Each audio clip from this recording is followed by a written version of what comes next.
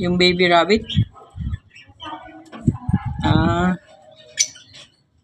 Gustong gusto din itong mga rabbit yung ipil-ipil.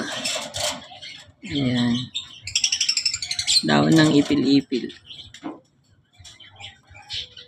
Kaya kung masipag lang manguha ng mga dahon-dahon, makakatipid sa rabbit.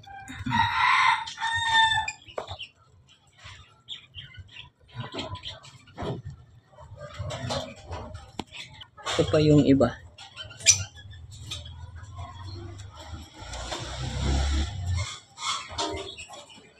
So, alam naman nating mabilis tumubo yung ipil-ipil.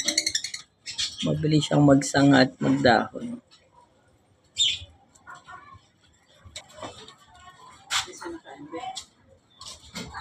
Bakit? Ito yun eh.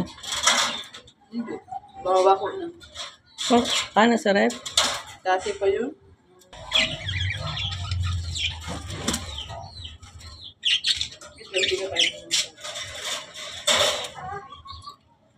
Wala kong suka na parang